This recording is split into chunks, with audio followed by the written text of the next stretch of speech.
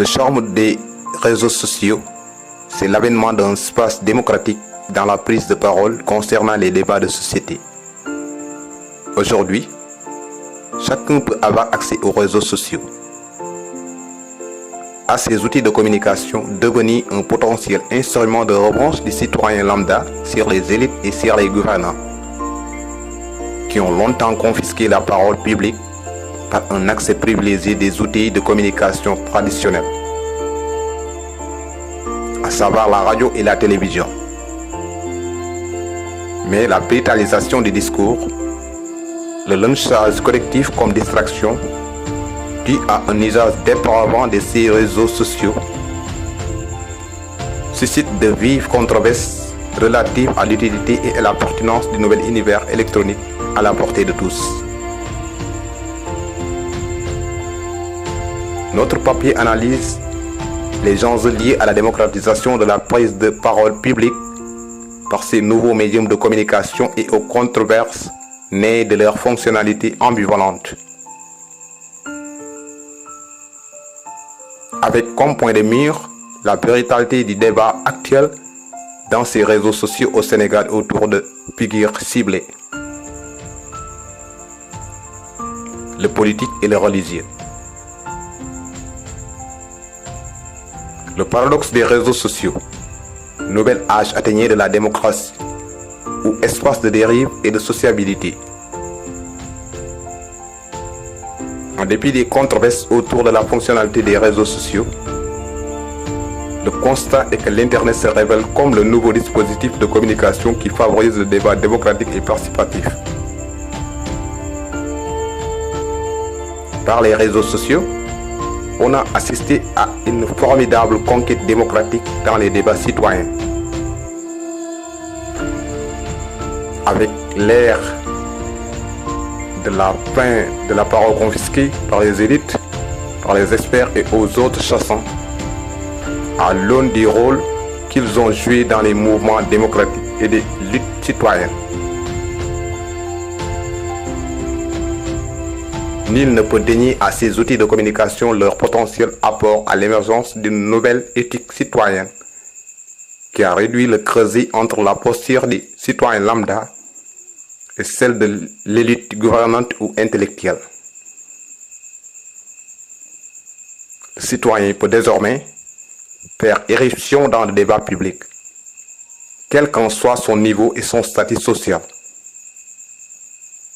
Par la magie des réseaux sociaux, il est permis à tout un chacun de faire publiquement entendre sa voix. Contrairement à la télévision et à la radio, sous contrôle, l'Internet est l'espace infiniment grand qui accorde la voix à tous, dans des postures d'égalité. L'usage public de la raison, pour reprendre l'expression de Jürgen Habermas, a vraisemblablement évolué. L'ère des réseaux sociaux aurait au moins contribué à rétablir les moyens d'un débat ouvert, accessible à tous, confortant ainsi la démocratie. En référence à l'espace public habermasien, l'Internet est devenu un instrument. Reingold soutient à ce propos l'idée du nouvel âge atteignant de la démocratie, rendu possible par les merveilles de l'Internet. Un éveil de conscience dans le champ politique s'est fortement affermi par le canal des réseaux sociaux.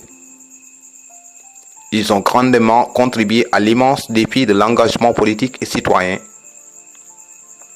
À l'opposé de cette vue optimiste sur les réseaux, un autre regard, cette fois négatif, se dévoile dans le constat que les réseaux sociaux sont devenus des espaces de dérive de toutes sortes. Les forums sont souvent transformés en lieux de guerre d'injures, flame wars, où débordent l'instantanéité, l'opportunisme et la violence verbale, les fake news, les abus d'opinion, la brutalisation du débat, le lynchage collectif comme distraction. Tout ceci conduit à la dissociabilité par les réappropriations et par la reproduction des antivaleurs que les jeunes se font de cette nouvelle culture des réseaux sociaux.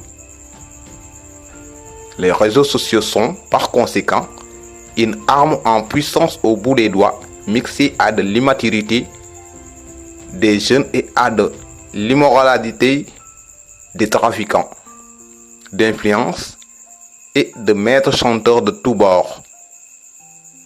L'ampleur du mal de vivre que prend l'ère des nouvelles technologies, et spécifiquement des réseaux sociaux, est toutefois profonde pour les profondeurs de cette arme redoutable qui fait le jeu des artisans de l'injure publique.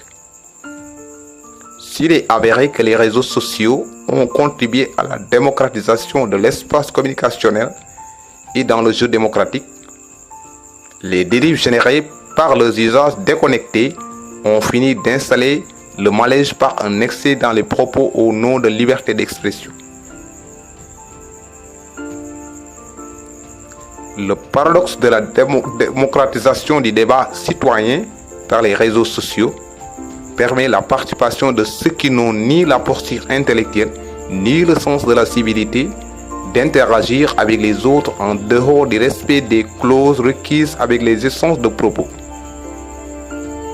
La liberté de s'exprimer est devenue celle d'insister pour certains, poussant même ceux qui sont disposés à se faire entendre dans le débat citoyen à adopter la posture du silence. La brutalisation du débat public dans les réseaux sociaux, le politique et le religieux comme cible privilégiée au Sénégal.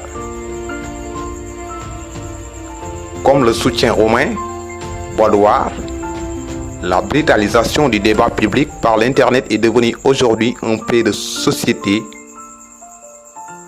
En procédant à l'analyse de la morphologie et de la cartographie de la violence des débats en ligne et de ses effets,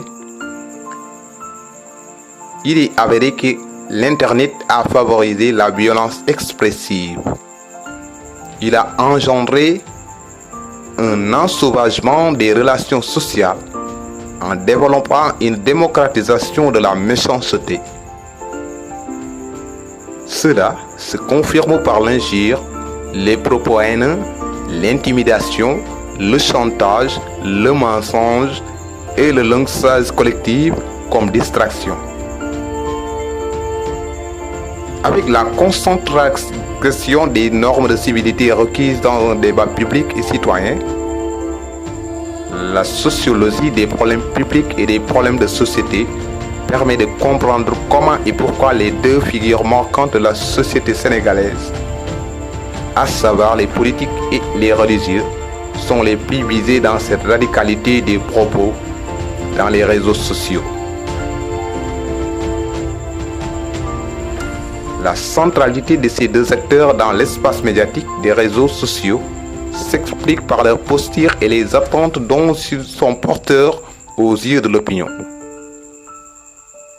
La sociologie des controverses et particulièrement les travaux de Francis Santoreno 2011 inspirent dans la compréhension des logiques d'interaction au niveau de la prise de parole dans les réseaux sociaux.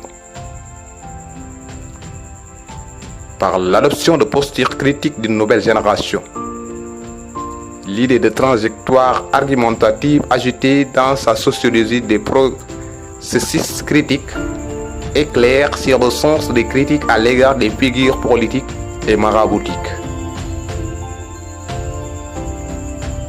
Elle peut servir de grille analytique dans la mise en intelligibilité des causes profondes de ces dérives constatées envers ces deux figures symboliques de notre monde social. Les sentiments de déception et de désespoir, l'angoisse du devenir justifient en partie la violence verbale à laquelle se livrent certains preneurs de parole des réseaux sociaux contre l'homme politique et certaines figures maraboutiques. Aux yeux de cette jeunesse en révolte et en quête d'idéal existentiel, des marabouts et des politiques ont failli. En dépit du sentiment de désolation éprouvé à la suite des dérives dans le propos du langage médiatique, il faut reconnaître, par ailleurs, que dans les propos et comportements de certaines de ces figures politiques et religieuses, il y a des failles et des erreurs commises de part et d'autre. D'aucuns soutiennent que le peuple sénégalais est pris en otage par une certaine élite politico-maraboutique, mafia politico-religieuse, qui profite du bien public au détriment des citoyens. Par conséquent, une controverse se construit autour de ces deux figures, par la circulation d'arguments qui relèvent du constat de la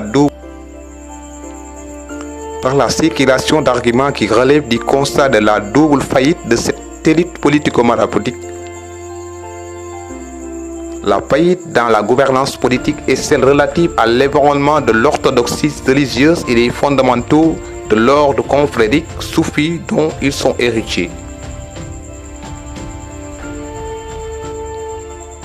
L'analyse des modes de problématisation des critiques dont sont victimes ces deux figures relève l'état d'esprit de notre société. Il en dérive que les réseaux sociaux sont surdéterminés, chacun en sa propre utilisation. Comme l'a soutenu l'ingénieur américain Winton Cerf, l'un des fondateurs du web, la toile n'est qu'un reflet de la population qui l'utilise. À l'image de ce qui se passe dans nos univers de vie, le mal et le bien sont indissociables dans cet espace virtuel complexe. Par conséquent, la brutalité du débat public, la violence expressive et les enjeux qui s'y rapportent sont à l'image de notre société. Ce qui se donne à voir dans les réseaux sociaux est à l'image de notre vécu au quotidien, dans nos familles, dans nos quartiers, dans la rue, dans les partis politiques, dans les mosquées, dans les confréries, dans les daïras, voire dans les familles religieuses. L'évolution des mentalités et des sensibilités politiques, religieuses et confrériques redessine à notre époque des contours qui renseignent sur le fait qu'il existe une part nécessaire d'intermédiaire. L'évolution des mentalités et des sensibilités politiques, religieuses et confrériques redessine à notre époque des contours qui renseignent sur le fait qu'il existe une part nécessaire d'indétermination dans l'usage des réseaux sociaux. La recherche de nouvelles éthiques, sociales, politiques et religieuses, porteuses d'idéaux de repères existentiels suspendus à une utopie de vie, et le sens malheureusement exprimé de cette révolte du discours juvénile qui alerte sur la profondeur des crises auxquelles le Sénégal est aujourd'hui confronté. Cette crise se conjugue dans le paradoxe d'une situation où la détermination de l'intérêt général n'est que le paravent des intérêts particuliers. Même dans la sphère des religieux, l'opportunisme, les conflits d'intérêts, la médisance sont monnaie courante. Les dérives confrériques ont fini par attacher bon nombre de Sénégalais. La virulence du discours juvénile envers cette frange maraboutique, expression du cri de cœur des Sénégalais, constamment heurté par des propos désobligeants de marabouts qui vont jusqu'au niveau blasphématoire par le cirque et l'association. À cela s'ajoute une guerre de positionnement dans la hiérarchie confrérique à des fins de visibilité et de posture prévendiée. Ce qui est un constat avéré relève du nouveau cycle du devenir confrérique que d'aucuns situent dans le sens du déclin de l'hégémonie de l'islam confrérique au Sénégal.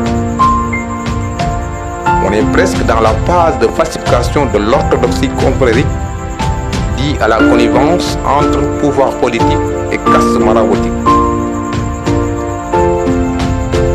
Sous fond de concurrence entre familles maraboutiques, à l'analyse sous le regard de phénoménologie du vide social, il s'avère que la profondeur de la crise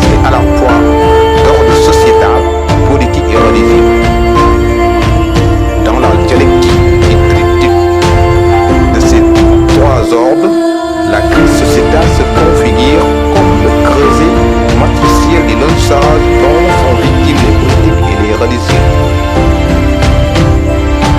Mais les déterminants de l'assaut des réseaux sociaux par les organes de tout acabit se construisent dans la faille de la gouvernance et dans l'instinct. Le débat de société autour de ces crises profondes par les intellectuels de tous bords est devenu une exigence sociétale. Il faut que les intellectuels, élites francophones et ces spécialistes de l'islam portent ce débat de société dans le sens de la responsabilité. La jeunesse des réseaux sociaux ne courbera pas le chine. Elle sera toujours critique dans le mauvais sens sur les figures épinglées, persiste dans l'étiolement des valeurs éthiques et religieuses et que les intellectuels adoptent la posture du silence. La nature a l'horreur du vide.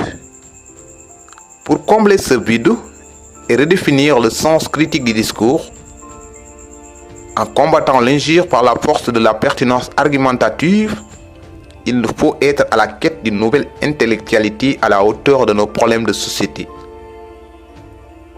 En toute responsabilité, il faut une introspection de nos sociétés ébranlées par des dérives consubstantielles, la religion ternie attaquée à l'Internet et le champ politique vicié par des acteurs qui n'ont ni l'épaisseur ni la posture pour se hisser à un niveau de leadership. Dans cette double dérive se noue hélas un pacte qui ne dit pas son nom entre politique et une certaine caste maraboutique aux grandes dames du peuple sénégalais. Ce qui s'illustre comme tendance historique, c'est que la société sénégalaise est confrontée à la liberté d'expression sur les réseaux sociaux et la question du sens de la responsabilité du contenu à donner au discours et les propos concernant les débats de société.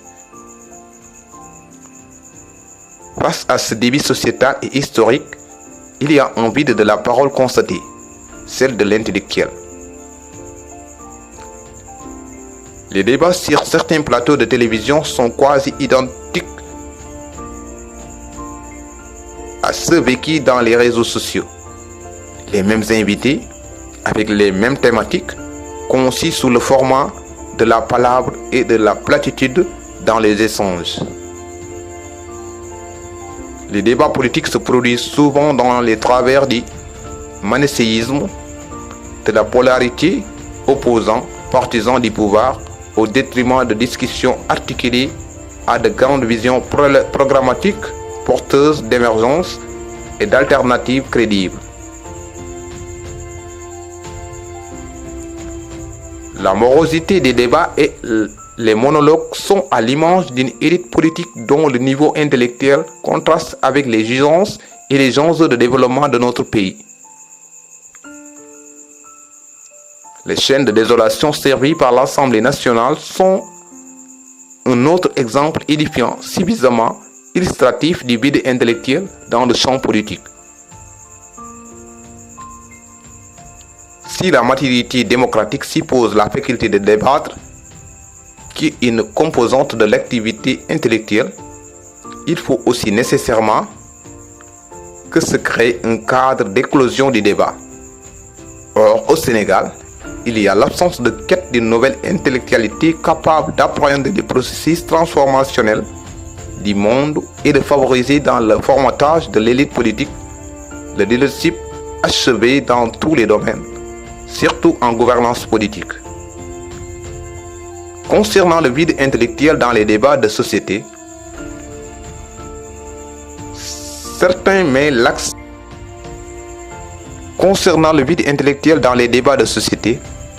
certains mettent l'accent sur la position d'une certaine élite intellectuelle, préférant les prairies du pouvoir. D'autres soutiennent que le silence de beaucoup d'intellectuels au débat de société s'explique par la morosité du sang politique et l'observance d'une société sourde aux alertes et aux discussions de principe. Le silence des intellectuels sur les problèmes de notre société n'est donc pas synonyme d'absence de pensée, d'engagement, mais il est dit peut-être à un exil vers d'autres espaces de réflexion. D'autres encore se fondent sur l'absence de définition de nouvelles utopies. Passe un effondrement des idéologies et des valeurs de référence. En définitive, le mal-vivre sénégalais est attribué à l'élite politique au pouvoir qui n'a ni la vision prospective, ni la consistance morale, encore moins le courage des ruptures pour engager notre pays dans la voie de l'émergence. La violence expressive dans les réseaux sociaux est à la fois l'expression déviante du rejet de la gouvernance politique, en claudication et les dérives confrériques qui tranchent avec les fondamentaux de l'ordre confrérique soufi, légués par les guides religieux qui ont marqué l'évolution socio-historique et religieuse du Sénégal. La leçon à retenir, au-delà des travers constatés, c'est qu'il y a des signes précurseurs d'un nouveau cycle de rapports entre le citoyen et le politique d'une part, les disciples et les confréries d'autre part.